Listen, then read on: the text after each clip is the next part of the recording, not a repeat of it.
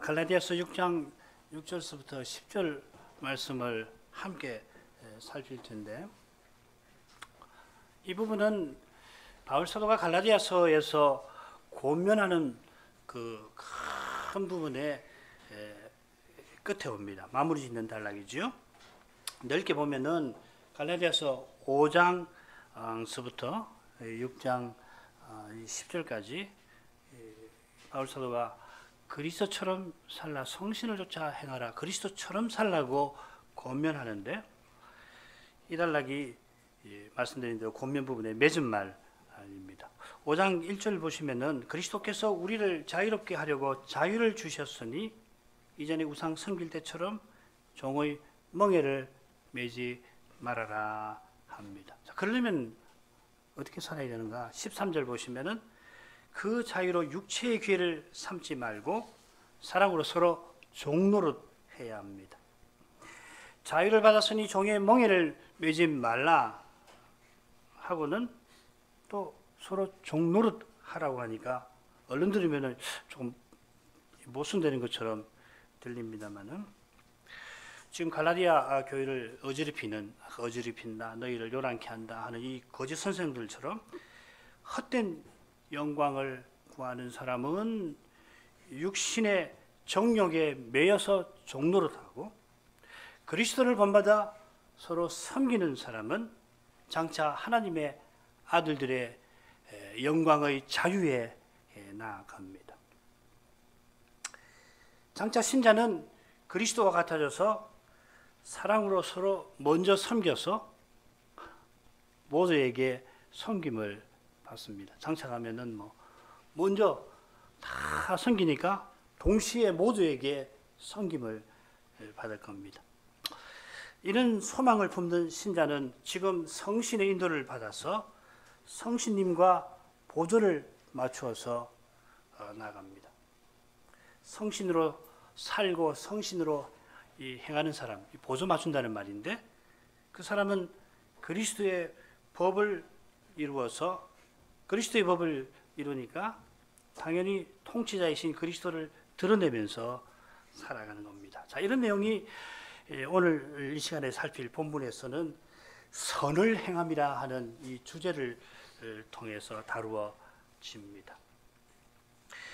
물론 이 단락에서도 7절부터 보면은 이 갈라디아서 이 권면 부분에 그 한 가지 중요한 특징이 있어요. 성신과 육체를 대조하는 건데, 그래서 이 5장, 6장 쭉 조서에 보면 성신이라는 말이 10번 이상 나오고, 헤아리기 나름인데 10번 정도 나오고, 육체라는 말은 8번이나 나와요. 여기도 보면은 성신의 밭, 육체의 밭에서 대조가 나옵니다만은, 이 성신을 쫓아 사는 사람은 하나님이 받으시는 선을 행하는 사람입니다. 자, 이것이 이 6장 2절에 있는 그리스도의 법을 성취하여라 하는 명령과 붙어 있습니다. 자, 이런 점에 착안해서 이 부분의 줄거리를 간단히 보겠습니다. 6절, 가르침을 받는 자는 말씀을 가르치는 자와 함께 모든 좋은 것을 함께하라, 선한 것을 함께하라. 그리고 7절부터 9절은 이 사람이 무엇을 심으면 그대로 거둘 테니 낙심치 말고 선을 행하여라 하는 말씀이고, 10절에는 모든 이에게 선을 행하되 특별히 이 믿음의 권속들, 형제들에게 특별히 선을 행하라 하셨습니다. 이미 짐작하셨을 텐데, 이 세 부분 모두의 선이라는 말, 착한 일, 선한 일이라는 말이 나오죠. 5절, 그리고 9절, 그리고 10절 세 단락에 다 나옵니다. 가르침을 받는 자는 말씀을 가르치는 자와 함께 모든 좋은 것을 함께하라. 그리고 선을 행하되 낙심치 말라. 그리고 믿음의 가정들에, 모든 사람에게 선을 행하지만 믿음의 가정에, 믿음의 권속들에게 선을 행하라. 말씀드린 대로 성신으로 행하고 육체를 좇지 말라. 이 권면의 핵심 주제가 둘째 부분에 7절부터 9절에 나옵니다. 여기서는 밭에다가 뭘 심고 거기서 뭘 거두는, 심고 추수하는 이미지를 통하여 나옵니다. 우리의 삶을 심고 거두는 이 농사에 비유하는 것입니다. 성신의 밭에 심는 사람은 거기서 영생을 거두고 육체의 밭에 심는 사람은 썩어진 것을 거둡니다. 우리 청소년 여러분 이 썩어진다라는 말을 들을 때 가장 인상적으로 떠올리는 그런 것들 뭔지 한번 생각해 보세요. 썩어진 것 하면 여러분 뭐가 생각나는지 한번 강설 들으면서 한번 생각해 보세요. 뭐가 가장 썩어진 건가? 생명하고 대조해 가지고서 마찬가지로 둘째 부분 처음 끝 7절 9절에도 똑같이 이 추세 주제가 나오죠. 거둔다. 그러니까 7절부터 9절은 한 묶음입니다. 심은 대로 거두는 법인데 스스로 속이는 사람과 낙심치 않고 선을 행하는 두 사람이 언급이 되어 있습니다. 자, 이들이 누굴까? 우리는 이미 짐작하고 있습니다. 성신의 밭에 심고 거두는 그 일은 말씀을 가르치고 받는 것과 딱 붙어 있습니다.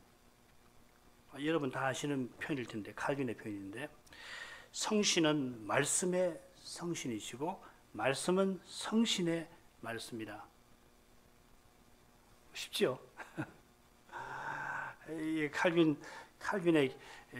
선생의 교훈을 받는 데 있어서 매우 중요한 겁니다. 기독교 강요에 이 표현이 여러 번 나옵니다. 우리 독립개신교회는 이렇게 표현하죠. 성신은 말씀과 더불어 역사하신다. 라틴 말도 우리 나옵니다. cum verbo. 말씀을 전하고 받는 일에 문제가 생기면은 성신이 늘 받지 못한다는 겁니다. 스스로 속이지 않는 그 길은 뭐냐면 겸손히 말씀을 전하고 받는 데 있다는 겁니다.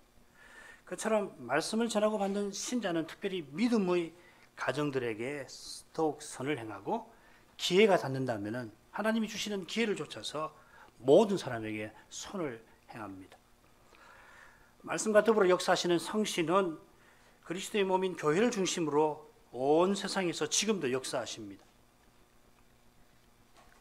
오면서 보니까 나무에 푸른 기색이 보이는데 그 성신이 하시는 겁니다. 우리 안에 계시는 성신이 우리 밖에서는 창조주로서 생명의 주로서 봄이 되니까 생명이 돋아나게 하시는 거거든요. 우리도 마찬가지고. 그리스도는 자기의 몸과 지체인 교회를 세우려고 이 순간에도 하늘과 땅의 모든 권세를 쓰고 계십니다. 자, 6절로 가죠. 가르침을 받는 자는 말씀을 가르치는 자와 모든 좋은 것을 함께하라. 얼른 읽으면은 갑자기 이 가르침 받는 사람과 가르치는 자의 관계를 다루는 말씀이 왜 이 문맥에서 나오는가 어색하게 느낄 수 있습니다. 그래도 염려하지 마십시오. 뭐 주석가들도 그러니까 낯설다. 왜 이게 갑자기 튀어나오느냐. 그러나 말씀드린 대로 성신을 쫓아 사는 삶은 이 말씀을 전하고 받는 것 다 붙어 있는 겁니다. 사실 지금 갈라디아 교회가 하나님을 떠나가려고 하고 있거든요. 1장 6절을 보시면은 이 교회들이 떠나가려고 하고 있습니다. 지금 갈라디아 교회 문제는 매우 심각합니다. 떠난 건 아니에요. 배도할 위험에 처해 있는데 왜 그런가 하면은 거짓 선생들이 다른 복음을 전하는 그 복음을 받는 데 있는 겁니다. 이 문제를 바로잡을 수 있는 길은 무엇보다도 바른 말씀을 가르치고 그 말씀을 받는 데 있는 겁니다. 자, 이것이 우리가 고백하는 교회의 표지와 붙어 있습니다. 교회 표지 들어보셨죠? 교회 표지라고 하는 것은 이 세상에 교회가 어디 있는가를 식별하는 그 기준인데 아시는 대로 말씀, 둘째로 성례, 그리고 권직입니다. 뭐 흔히 셋을 말합니다만은 그 결국 뭐냐면 말씀을 순수하게 전하고 받는 바로 거기에 교회가 존재합니다. 순수하게 말씀이 전해지면 거기에 그리스도가 임재하십니다. 무슨 말씀이냐면은 그리스도가 자기 종을 통하여서 친히 말씀하십니다. 거기 그리스도가 계시니까 교회가 있는 겁니다. 히브리서 2장 12절을 읽겠습니다. 뭐 들으시면 됩니다. 이르시되 내가 주의 이름을 내 형제에게 선포하리라 하셨으며, 시편 22편의 말씀을 인용한 건데, 여기 내가 누구냐면 부활하신 그리스도입니다. 그리스도가 뭐라고 말씀하시냐면 시편 22편 말씀을 인용해서 내가 형제들에게 주의 이름을, 하나님의 이름을 전파하겠습니다.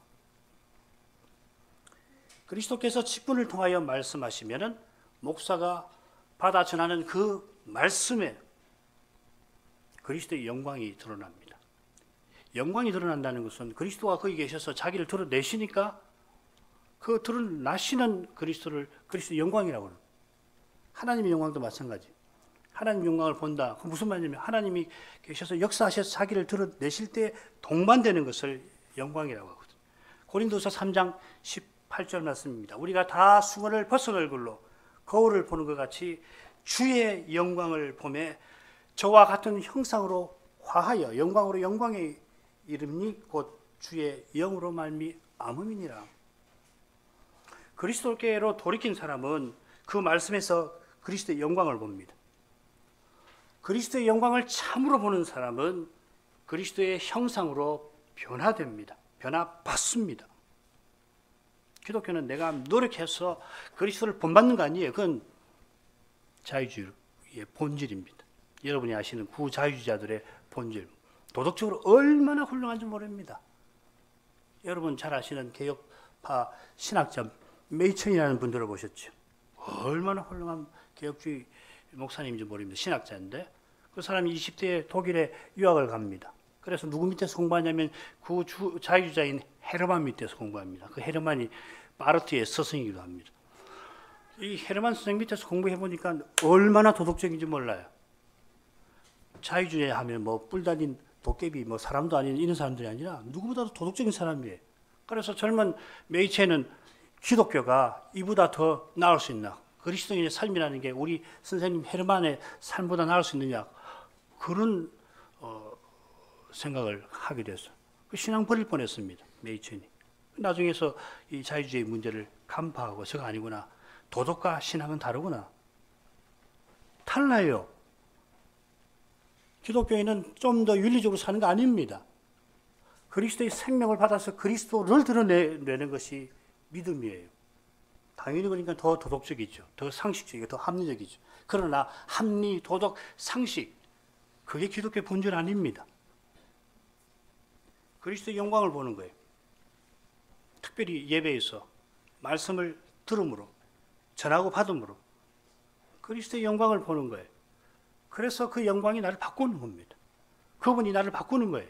변화시키는 겁니다. 변화받는 겁니다.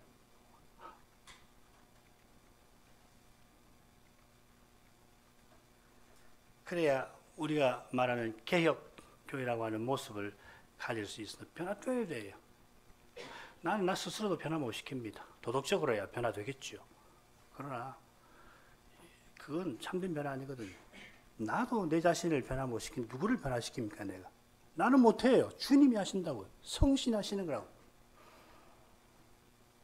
그걸 부인해야 합니다. 내가 뭘 해보려고 하는 것을 철저히 부인하고 그게 주저앉으면 안 됩니다. 성신을 전심으로 의지해서 날마다 변화받는 거예요. 그래서 각각 그리스도의 지체로 함께 그리스도의 몸으로 그리스도를 드러내며 사는 겁니다. 바로 여기에 교회의 본질이 있습니다. 표지와 본질은 딱 붙어 있는 겁니다. 이렇게 순수하게 말씀을 전하고 받는 교회가 성례를 통하여 특별히 성찬을 통해서 그리스도의 몸과 피에 참여하여서 더욱 그리스도를 맛보고 드러내는 겁니다. 바로 이 예배와 성찬에서 최상의 권징이 이루어집니다. 권징의 목적이 뭔가? 그리스도의 영광을 보고 그리스도를 본받는 거기에 있는 겁니다. 권징하니까 자꾸 징만 우리가 생각하는데 벌 주는 것만 우리가 죄인이라서 그러겠죠. 죄인이라서 뭐 무슨 일이 생기면 죄부터 생각나니까 벌 받을 것만 생각하니까 권징이란 말 들으면 벌 받는 것만 생각하지만 권이 중요한 겁니다. 권하는 거예요. 그리스도를 드러내기 위한 이 목적을 위하여서 그 영광을 가리는 죄를 바로 잡는 거고 죄를 바로잡는 교회는 그리스도의 사랑으로 가득합니다. 그리스도의 사랑으로 죄를 바로잡고 그 결과 그 사랑은 더 드러나는 거겠습니다. 말씀을 가르치고 가르침 받는 관계가 이렇게 중요한 까닭에 사도는 모든 좋은 것을 함께 하라고 권합니다. 이 함께 하라는 표현에서 우리가 고백하는 성도의 교제라고 하는 말이 나옵니다. 성도의 교제는 아버지와 그 아들 예수 그리스도께서 우리와 함께 하심인데, 하나님이 늘 말씀으로 우리를 찾아오셔서 이 교제를 형성을 시키시고, 그리고 우리는 들은 말씀으로 하나님께 나아가서 이 교제가 깊어지는 겁니다. 기도하는 것이죠. 찬송도 물론이고. 이런 점에서 말씀을 가르침 받는 자와 가르치는 자의 교제는 정말 중요합니다. 이런 점에 비추어서 모든 좋은 것을 함께 하라. 얼마나 중요하면은 모든 좋은 것을 함께 하라 고민했는지를 우리가 새길 수 있습니다. 어떤 연유로든 말씀 전하고 말씀 받는 일에 불신이 생기면 성도의 교제는 큰 타격을 받게 됩니다. 교회가 회개하는 죄인이 모인 곳이라 문제가 늘 생기는데, 무엇보다 이 말씀을 전하고 받는 그 점에 비추어서 생긴 문제를 내 개인의 문제든지 교회의 문제든지 보아야 합니다. 가령 이단적인 교리가 문제되면 뭐 타협의 여지가 없습니다. 그건 척결해버려야 합니다. 그러나 그 외에 소위 행정적인 문제로 교회가 분열될 경우에 말씀을 전하고 받는 일에 타격을 받지 않도록, 안 받을 수 없지요. 우리 모두의 경험입니다. 이건 뭐 안 받을래야 받을 수 없습니다. 뭐 불신이 생기면 이미 타격이 생긴 겁니다. 그러나 가급적 덜 타격을 받도록 힘써야 합니다. 그런 태도로 개인적인 문제도 살펴서 어떻게든지 말씀을 전하고 받는 일에 어려움이 생기지 않도록 주의해야 합니다. 말이나 생각이나 우리 행동이 그렇게 해야 합니다. 그것이 중요한 겁니다. 이런 태도가 모든 좋은 것을 함께하는 것과 붙어 있습니다. 복잡한 말씀 아니라고 생각돼요. 가르침을 받는 자와 말씀을 가르치는 사람이 하나님 말씀을 가장 좋은 것으로 여기면, 그러면 뭐 다른 좋은 것을 함께 할 겁니다. 마찬가지로 함께 그리스도를 드러내는 것을 가장 좋은 일로 삼는다면은, 그러면 아름다운 그 관계가 교회 안에 형성될 겁니다. 하나님의 사랑을 가장 좋은 것으로 알고 그 사랑을 사모한다면은, 그러면 틀림없이 그 교회는 거룩한 사랑을 주고 받게 될 것입니다. 이런 교회로 서나가는 것만큼 좋은 것이 없습니다. 우리 모두가 사모하는 바입니다. 주님이 은혜 베풀어 주셔서 우리 독립개신교회들이 속히 이러한 관계로 나아갈 수 있기를 소원합니다. 7절부터 9절까지 읽겠습니다. 스스로 속이지 말라. 하나님은 만울이 여김을 받지 아니하시나니 사람이 무엇으로 심든지 그대로 거두리라. 자기의 육체를 위하여 심는 자는 육체로부터 썩어진 것을 거두고 성신을 위하여 심는 자는 성신으로부터 영생을 거두리라. 우리가 선을 행하되 낙심하지 말지니 피곤하지 아니하면 때가 이르매 거두리라. 석절로 되어 있는데 거기 보면 다 공통되는 거 있죠. 거두리라, 거두리라, 거두리라. 하나님이 그 뜻대로 다스리고 계시므로 틀림없이 사람이 심은 대로 거두게 될 겁니다. 장차 하나님 앞에 가면은 이 말씀이 얼마나 무서울 정도로 이루어지는지를 우리 모두가 경험하게 될 겁니다. 자, 심은 대로 거두는데, 근데 밭이 두 개가 있어요. 그 밭이 성신과 육체 두 개의 밭입니다. 다른 밭 없습니다. 이 두 개의 밭밖에 없습니다. 거두는 일이 때가 되어야 이루어지니까 그 때가 오기까지는 낙심되는 일이 생깁니다. 그러나 낙심하지 말고 끝까지 선을 행해야 마침내 거두게 될 것입니다. 7절 처음에 스스로 속이지 말라 하는 말씀이 나오는데 이게 3절하고 똑같지요. 그런데 서로 다릅니다. 3절은 자기가 자기를 속이는 아주 고약한 것인데, 여기서는 속임 당하는 겁니다. 가르침 받는 사람이 말씀 가르치는 사람과 거룩한 사귐 가운데 있으면은 무슨 말입니까? 말씀을 순수하게 전하고 그리고 순전하게 받으면은 거짓 교훈에 속임 당하지를 않습니다. 그러나 우리가 말씀과 친하질 않아요. 뭐 목사도 마찬가지입니다. 스스로는 말씀을 가까이 하는 사람은 없습니다. 이 은혜입니다. 기도하는 것이 은혜이듯이 기도가 은혜의 방도지만은 참으로 기도하는 그것 자체가 은혜예요. 그러니까 우리가 늘 주의해서 성신을 의지해야 합니다. 자, 이 표현과 관련해서 스스로 속지 말라는 표현과 관련해서 한두 군데 한 가지 참고할 말씀이 있는데 그건 뭐냐면 똑같은 표현이 고린도전서에 2번 나옵니다. 6장 9절, 15장 33절. 그러니까 여기까지 하면 3군데죠. 이 2군데 또 이 3군데 모두 공통점이 있는데 장래의 심판과 관련해서 속지 말라 합니다. 달리 생각하면은 장래 심판이 우리에게 얼마나 중요한지 모릅니다. 지금 이렇게 여기서 어떻게 살든지 죽으면 다 끝나는 것 아닙니다. 뭐 죽으면 그만이지 뭐. 아니라 죽은 다음에 영원한 갈림길이 우리를 기다리고 있습니다. 어떻게 살든지 마지막 심판만 피하면 될 거 아니냐? 그런 법 없고 그 심판을 피하도록 지금 그렇게 살아야 합니다.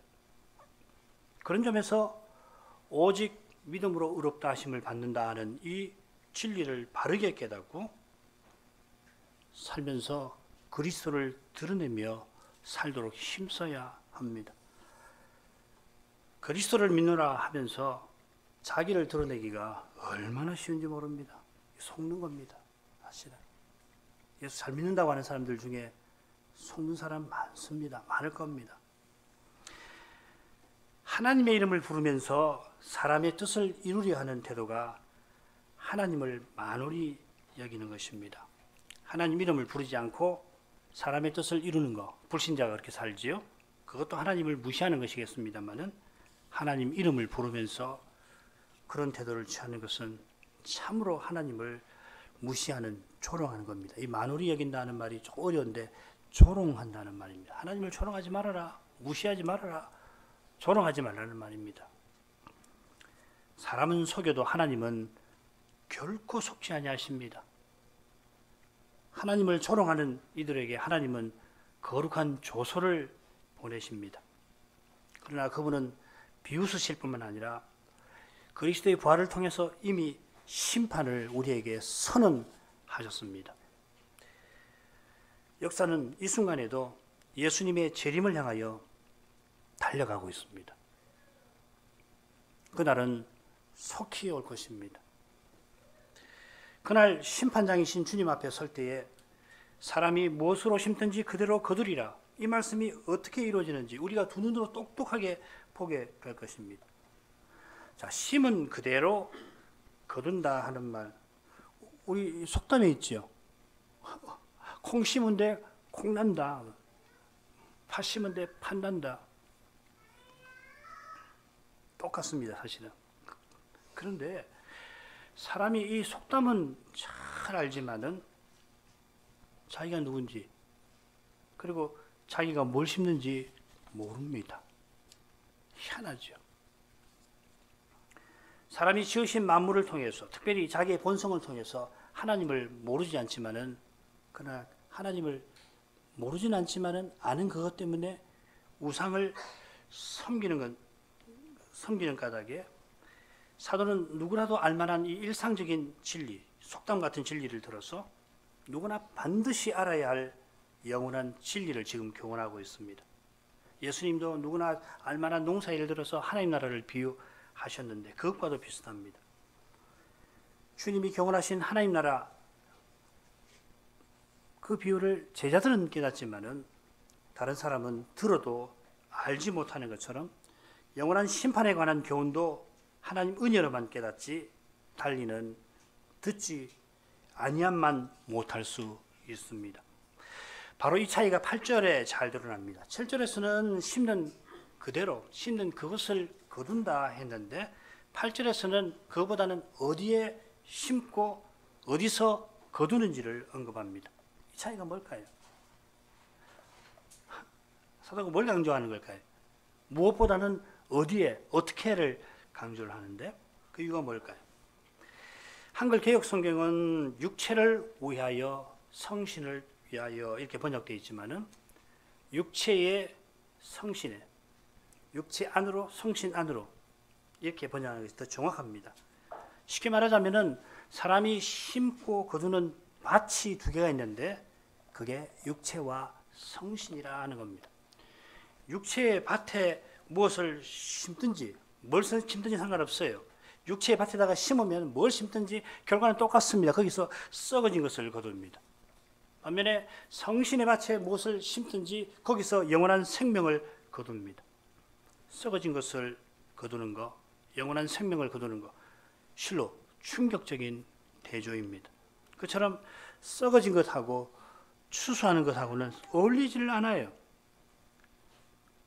아까 썩어진 것 뭐냐고 어떤 거 떠오르냐고 물어봤는데 혹시 생각해 보셨어요? 시신입니다.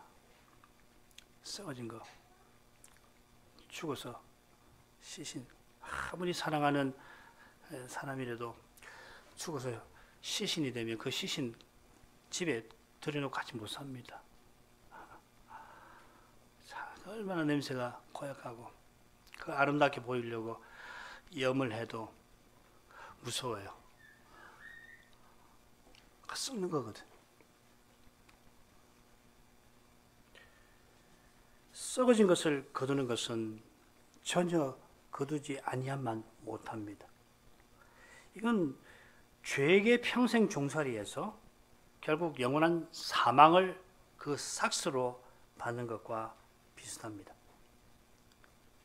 얼마나 험하게 로마서 6장에 있는 말씀이죠. 죄에게 종로로 산다는 말은 마지못해서 종로로 한다는 게 아니라 기꺼이 종로로 하는 거예요. 죄를 섬기는 거예요. 죄를 주인으로 섬기는 겁니다. 예수 믿기 전에. 그런데 그 주인인 죄가 평생 수고한 우리에게 뭘 삭스로 주냐면 영원한 사망을 주는 거예요.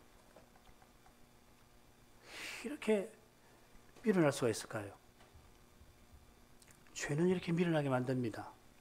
그건 신자도 예외가 아닙니다. 우리 신자는 하나님 은혜로 영원한 생명을 받고 이 죄를 이기며 살 수 있게 됐지만은 성신을 의지하지 않고 죄를 짓고 살면은 이렇게 밀어내요, 사람이. 아주 똑똑한 것 같은데 실은 이렇게 밀어난 겁니다. 그처럼 육체의 밭에서 썩어진 것을 거두는 것은 그저 심은 것이 썩어버리는 정도가 아니라 영원한 멸망입니다. 평생 누구보다 열심히 뭘 이루려고 했고 실제로 사람의 눈에 놀라운 업적을 쌓았더라도 그 이룬 업적을 죽음 너머로 가져가지 못하는 그런 정도가 아니라 그 업적과 함께 영원한 죽음과 멸망에 떨어지고야 만다하는 것입니다. 영원한 생명과 추수는 잘 어울립니다만은 여전히 놀라운 면이 있습니다. 사람이 심는 것이 대체 뭐라서 영원한 생명을 얻는 것입니까? 여러분, 우리 삶에서 영원한 생명을 얻을 만한 그런 것도 있습니까? 줄입시다. 작년에 여러분 행하신 일 중에서 그 일 자체로 그 일 가지고 영원한 생명을 얻을 만한 거 있습니까? 지난주일 어떻습니까? 아무것도 없어요. 하나님의 사람 모세가 우리가 살아가는 연수의 자랑, 사람이 70이고 강건하면 80이라도 그 연수의 자랑은 수고와 슬픔뿐이라 탄식을 하지 않습니까? 하나님 은혜를 떠나서 우리 손으로 행한 그것은 그 자체로는 수고와 슬픔뿐이에요. 우리 손으로 행한 그것 자체로는 영원한 생명 얻을 길 없습니다. 시편 90편에도 바로 그 이야기하는 거잖아요. 주의 행사를 우리에게 나타내 보이셔서 우리 손의 수고가 헛되지 않도록 경고하게 해달라. 그런 점에서 사도가 우리가 무엇을 심는다 그걸 말하기보다는 성신의 밭에 심는다 말한 뜻이 있습니다. 우리가 행한 그 어떤 것이라도 그게 가장 위대한 학문이나 혹은 예술이나 도덕이라고 할지라도 그 자체로는 영원한 생명을 얻지를 못합니다. 반대로 우리 평생 심는 것이 역사책에는커녕 평범한 자서전에도 담기 부끄러운 거, 그저 1, 2장에 그저 오늘 이런 일 했다 이런 일 했다 그런 것이라도, 그런데 그것이 성신으로 행한 것이라고 한다면은 주님이 그 성신이 우리에게 영원한 생명을 틀림없이 주실 것입니다. 영원한 생명은 내가 이룩한 것이 아니라 성신이 이루시는 것입니다. 비슷한 것이 성신의 열매하고 같은 거죠. 바로 앞에 5장에 보면은 육체의 일들과 성신의 열매가 되어져 있죠. 그 핵심이 뭐냐면 성신이 친히 맺으시는 열매를 가리키는 거예요. 주님이 내가 행한 것을 따라 심판하시지만은 성신님이 이룬 것을 내게 상으로 주십니다. 상이지만 실은 선물입니다. 무엇을 행하는가 물론 중요할 수 있습니다만은, 그러나 그보다 중요한 것은 성신으로 행하는가 하는 것입니다. 여러분, 우리가 살면 얼마나 살겠습니까? 저보다 연배가 많으신 우리 교우들 계십니다. 그래서 이런 나이를 말하기는 죄송합니다만은, 사람이 살면 얼마나 삽니까? 100년? 예, 100세가 이전 세대와 비해서 100세를 사는 이 시대가 놀라운 시대이긴 합니다만 기껏 100년입니다. 그 세월 동안 우리가 행하는 일이 성신님이 행하시는 일에 비길 수가 없습니다. 루터는 그런 점에서 그리스도가 구원을 위해서 행해야 할 모든 일을 그리스도가 대신 다 하셨다. 구원을 얻기 위해서 우리가 할 일은 없다. 그렇게 이야기하는 것과 똑같은 거죠. 우리가 무엇을 행하는가에 앞서서 우리가 무엇입니까 대체? 바로 앞에 말씀 보시면 6장 1절부터 5절에 보시면은 거기 4절이든가요? 3절이든가요? 인생은 아무것도 아닙니다.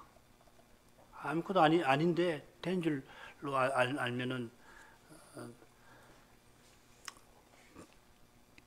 3절이죠. 만일 누가 아무것도 되지 못하고 아무것도 아니면서 된 줄로 생각하면 스스로 속임이라.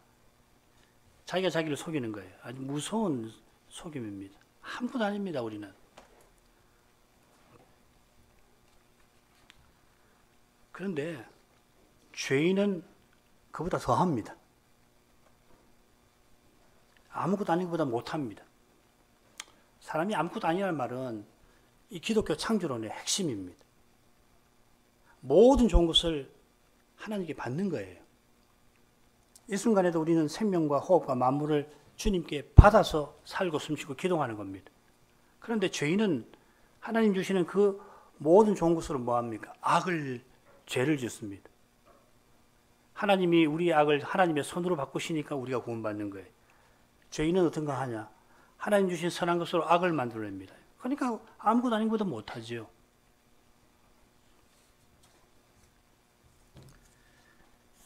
하나님의 은혜와 선하심을 떠나서는 우리 자신이나 우리의 행위가 아무런 가치가 의미가 없습니다. 이걸 깨닫는 데 참된 믿음이 있고 거기서 거룩한 삶이 시작됩니다. 성신을 쫓아 행하지 아니한 모든 것은 그 자체로는 영원한 가치와 의미를 지니지 못합니다. 그러니까 믿지 아니하는 사람들의 행위가 전혀 가치나 의미가 없다는 말은 아닙니다. 불신자의 학문, 예술, 도덕도 성신의 선물이라고 칼빈은 교훈하였습니다. 그러나 그 선물에서 선물 주신 하나님의 선하심을 맛보지 못한다면 그 선물은 결국은 저주일 겁니다. 그래서 스킬러 박사가 일반 은총이라고 하지 말고 일반 저주라 하자. 괴상하죠, 그죠? 좀 과격한 표현입니다. 일반 저주가 뭔가 조금 너무 과격한 표현을 쓰긴 했지만은 스킬러 박사가 강조하는 이유는 있습니다. 그것들 자체가 구원을 주지 못하는 거거든. 오히려 안 믿는 사람에게는 그 선한 것으로 악을 짓는 도구가 되어버리잖아요. 우리도 마찬가지로. 안 믿는 사람만 그러니까 우리 신자도 성신 의지하지 않으면은 하나님 주신 좋은 것으로 그렇게 해요. 심지어 우리는 은혜의 결과를 가지고도 그렇게 합니다.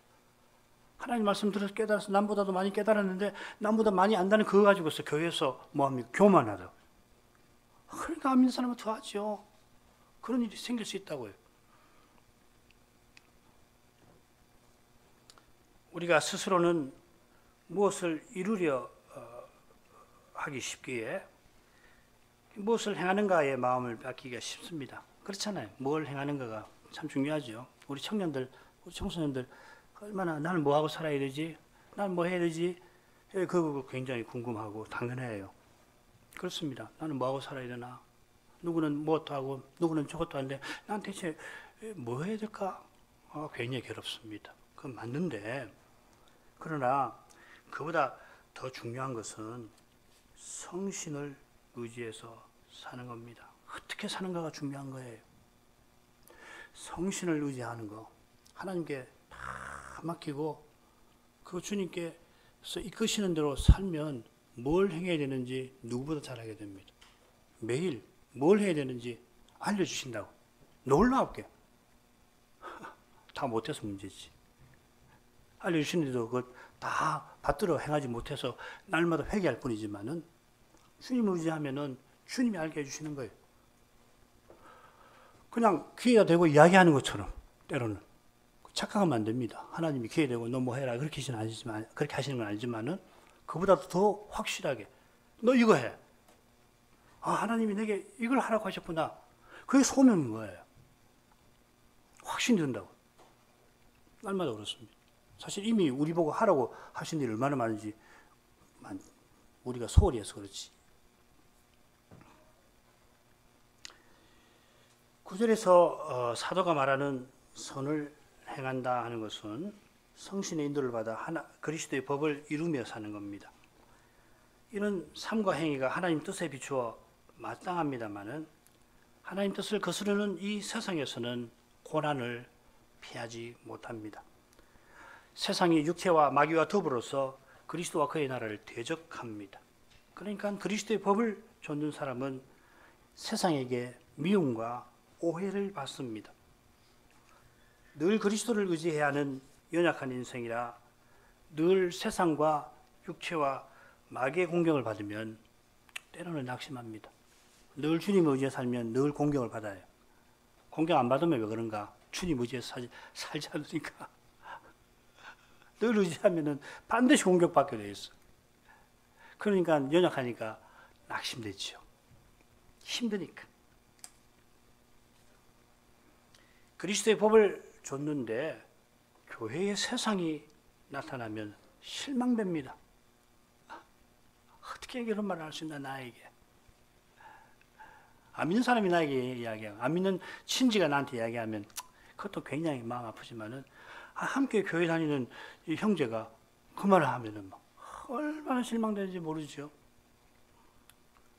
심지어 소망이 무너지는 것 같이 보여서 낭망하기도 합니다. 너무도 낭망한 나머지 포기하고 싶죠. 이게 피곤하다는 말입니다. 여기 피곤하지 아니하면 포기하지 아니하면 이 말입니다. 지금 갈라디아 교회 형편을 보면은 사도의 교훈을 잘 받는 분들이 포기할 만도 합니다. 어떤 현상이 벌어지냐면은 사도도 깜짝 놀라는 현상. 하나님을 세운 지 얼마 안 된 교회들이거든요. 지금 갈라디아 교회가. 그런데 그 짧은 속히 하나님을 떠나가려고 하고 있으니까 사도도 놀랍다, 당혹스럽다 그런 말을 써요. 1장 6절에서 놀랍다 그러고 5장의 순간은 내가 당혹스럽다. 그러니 평범한 신자는 말할 것 없고 직분자라도 얼마든지 그럴 만합니다. 그런 심정을 사도가 잘 해야 돼서 여러분 성신 안에서 포기하지 마십시오. 격려합니다. 주님이 포기하시면 인생은 포기해야 합니다. 그러나 하나님을 아직은 완전히 이 교회가 떠난 거 아니니까 사도와 함께 주님 안에서 포기하지 말라 하는 겁니다. 그런데 정말 포기해야 될 게 있습니다. 날마다 포기해야 될 게 있는데 그게 뭐냐면 사람 자체에 희망을 두는 겁니다. 이건 포기해야 돼요. 날마다 버려야 합니다. 매 순간. 사람이 무엇을 이루려고 하는 거, 특별히 사람이 죄를 이겨보려고 하는 거, 그거 버려야 합니다. 사람에게 철저히 절망해야 주님 안에서 소망이 사라지지 않을 겁니다. 자녀 여러분, 혹시 부모님께 실망스러운 거 보고 때로는 절망이 되지요. 특별히 그렇게 사랑하는 부모님, 신뢰하던 교회 어른들에게서 모순을 보면 당연합니다, 그거. 실망되지요. 근데 사람에게는 절망해버려야 됩니다. 아예 사람 자체에는 기대해서는 안 돼요. 여러분이 부모님에게서 받는 혹은 교회 선배나 어른들에게 받는 좋은 것 다 주님이 그분들을 통해 주시는 겁니다. 빨리 하는 게 좋습니다. 어렵지요. 빨리 포기해야 신앙이 잘 자랄 겁니다. 하나님께만 소망을 두는 거예요. 하나님만 의지하는 거예요. 그래야 사람을 신뢰할 수 있어요. 사람을 잘 대할 수 있다고. 부모님도 연약한 사람이구나. 나와 똑같이 연약한 존재구나. 그러고선 잘 대할 수가 있다고. 주님이 우리 가운데 영광의 소망으로 계신다는 사실을 늘 잡아야 문제를, 특별히 죄를 해결할 길이 열립니다. 그처럼 주님이 참된 해답으로 하늘에 계심으로 우리가 장차 하늘에 이를 때에 혹은 주님이 다시 오실 때에 지금 풀지 못하는 문제도 해결되어 있을 겁니다. 지금 우리가 이렇게 해결되기를 혹은 저렇게 해결되기를 바라는 것보다 피할 수 없는 방식으로 하나님께서 해결해 놓으셨을 겁니다. 때가 이르면 거둘 것입니다. 때가 정해졌으니까 그때까지 가만히 있으라는 거 아닙니다. 기독교는 그런 거 아닙니다. 그 예정론을 오해하면 그런 겁니다. 운명론 아닙니다. 그때 온전히 해결될 테니까 지금은 되는 대로 살라는 거 더더구나 아닙니다. 사도는 그리스도의 남은 고난을 자기 육체에 다 채워서 그때가 속히 오게 하려고 했습니다. 놀라운 분이죠. 골로새서 1장 27절 말씀인데요. 그 말씀의 요지가 그겁니다. 그리스도의 남은 고난이 있어요. 그 다 채워지면 주님 오십니다. 그런데 바울 사도는 어떻게 살리려고 했냐면 그 남은 고난 자기 몸에 다 채워보려고. 그러면 어떻게 됩니까?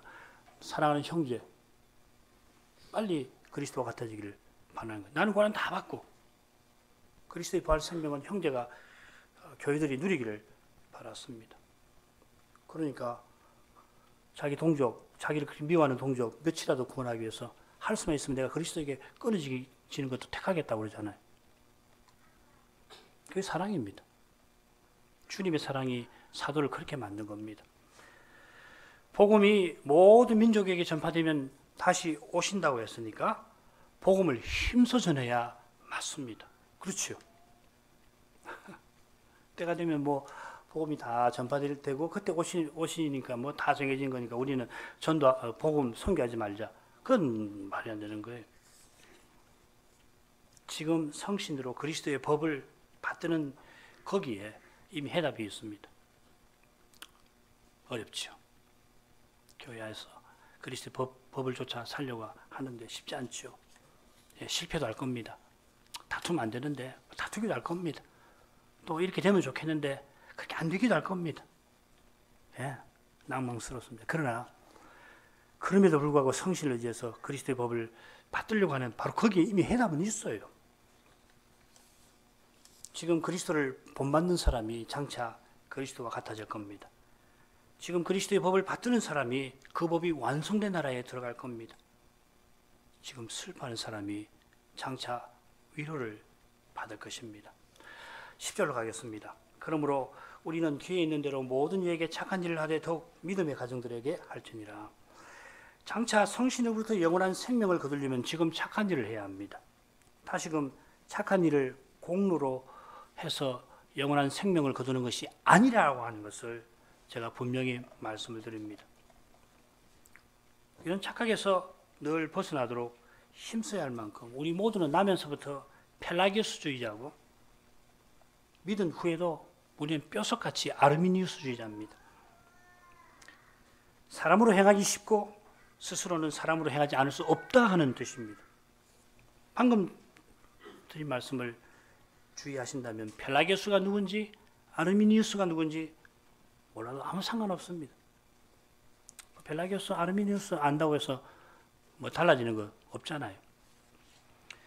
우리대로 착한 일을 하라고 사도가 권하는 것은 무엇보다 하나님이 우리대로 그리스도처럼 살게 하신 그 사실에 있습니다.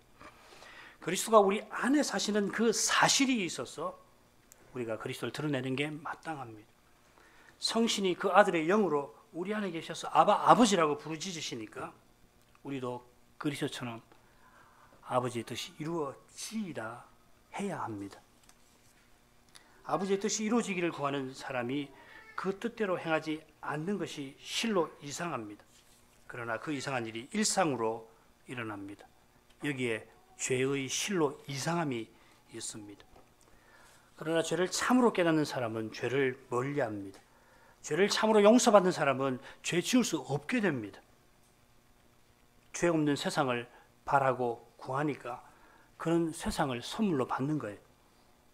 그리스도를 드러내려고 하니까 약속대로 그리스도와 같아질 것입니다. 모든 사람에게 선을 행하려 하니까 모든 사람에게 장차 선한 것을 받게 될 겁니다. 참으로 천국을 바라는 사람이 천국에 이릅니다. 지옥에 떨어지는 것은 천국도 지옥으로 만들려 하기 때문입니다. 그래서 지옥에 보내시는 거예요. 사도는 착한 일을 행하되 두 대상을 구분합니다. 모든 이에게 착한 일을 행해야 하는데 기회가 주어지는 대로, 기회 있는 대로 해야 합니다. 모든 이에게 착한 일을 어디서나 늘 행할 수 있는 것은 장차입니다. 하나님 나라에 가면은 그렇게 될 겁니다. 모든 사람에게. 그리고 항상 우리가 선한 일을 하게 될 겁니다. 그때까지 주님이 주신 기회를 조차 선을 행할 수가 있겠고 또 그래야만 합니다. 이것이 소명의 핵심입니다. 소명을 넓게 말하면 하나님이 우리를 두신 형편, 맺게 하신 관계, 맡기신 일들입니다. 우리의 형편은 항상 한정된 장소와 시간에 붙어 있습니다. 그처럼 우리의 관계도 한정되어 있고 우리의 일도 은사와 기회에 제한됩니다. 하나님이 주신 그 형편과 관계와 일을 통해서 우리는 선한 일을 할 수 있습니다. 그처럼 선한 일이라도 내게 주신 소명을 벗어나는 것이면은 그 일을 맡기신 사람에게 맡기는 것이 그것이 당연한 겁니다. 사실 우리에게 주신 여러 소명도 제대로 감당하기가 대개는 벅찹니다. 부모 여러분, 참 부모 노릇하기 힘드시죠? 얼마나 힘든지 모르겠어요.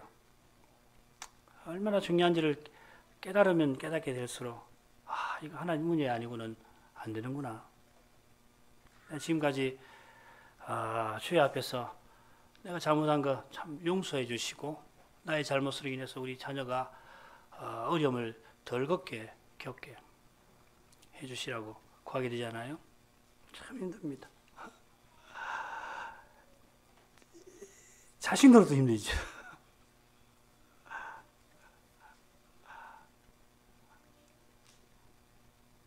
참 하나님 말씀대로 부모님을 공경을 해야 하는데 얼마나 미치지 못하는지 모르겠습니다. 더구나 부모님이 늘 가까이 계시는 거 아니니까 돌아가시고 난 다음에 그 후에는 뭐 말할 수가 없어요. 얼마나 부족한 사람인가. 다른 거 다 제쳐놓고 그 한 가지 점에서만 놓고 그대로 하나님 앞에 면목이 없다.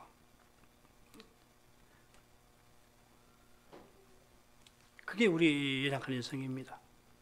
그러니까 겸손히 주님의 은혜와 은택을 구하게 되고 그런 사람이 기회가 있는 대로 모든 사람에게 하나님의 사랑을 조금이라도 드러낼 수 있을 것 같습니다. 청년들, 요즘에 우리 청년들 알바를 많이 해야 되는데 편의점에서 알바를 하는 것이 쉬운 일은 아니겠지만 그런 데서 일할지라도 주님의 사랑을 꼭 나타내시기를 힘쓰기를 바랍니다. 그러면 참 달라질 거예요. 뭐 푼돈 버는 것이고 마지못해서 하는 것이라고 할지라도, 그러나 주를 힘입어서 손님으로 오시는 분들에게 어떻게든지 사랑으로 대하고 참 잘하는 것입니다. 그럼 삶이 달라질 거예요. 틀림없이. 하나님의 사랑을 참으로 맛본 사람은 누구에게든지 그 사랑을 전합니다. 그 사랑 안에 함께 있기를 바랍니다. 그 심정이 믿음의 가정들에게 더 깊어집니다. 믿음의 가정들이라고 번역했는데 그보다는 믿음의 가정에 속한 사람들이라고 해야 합니다. 믿음의 가정은 하나님의 집인 교회를 가리킵니다. 사도가 굳이 여기서 믿음의 권속이라고 말한 뜻이 있습니다. 하나님의 권속되는, 하나님 백성되는 길이 믿음에 있음을 사도가 강조합니다. 왜 강조하냐면 할례 받아서 하나님 백성 된다고 가르치는 그런 그릇된 일이 갈라디아 교회에 있어서 서신 끝에도 그걸 지적하는 겁니다.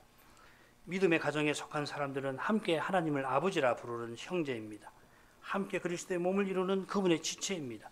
구약 시인은 나의 모든 기쁨이 땅에 있는 성도에게 있다 하였고, 형제가 연합하여 동거하는 거기서 하나님이 영원한 생명을 명하셨습니다. 우리 모두가 장차 그리스도와 같아져서 그리스도처럼 서로 사랑하게 될 것입니다. 그 복된 날을 바라보는 사람마다 지금 그리스도를 대하듯 형제를 대하지 않을 수가 없습니다. 이런 신자와 교회가 주님의 사랑을 모든 이에게 전할 수 있게 될 것입니다. 우리 교회가 그렇게 되기를 소망합니다. 기도하겠습니다. 거룩하신 아버지, 그리스도를 믿게 하시고 그리스도와 같아질 소망을 품게 하셔서 그리스도의 사랑을 누구에게나 드러낼 마음을 지니게 하시며, 심지어 믿음의 길에서 고연히 미움과 오해를 받아도 도리어 그 미워하는 사람을 사랑할 마음을, 심지어 핍박하는 사람을 축복하려는 마음을 갖게 하시니 주님의 사랑이 심히 기이하십니다.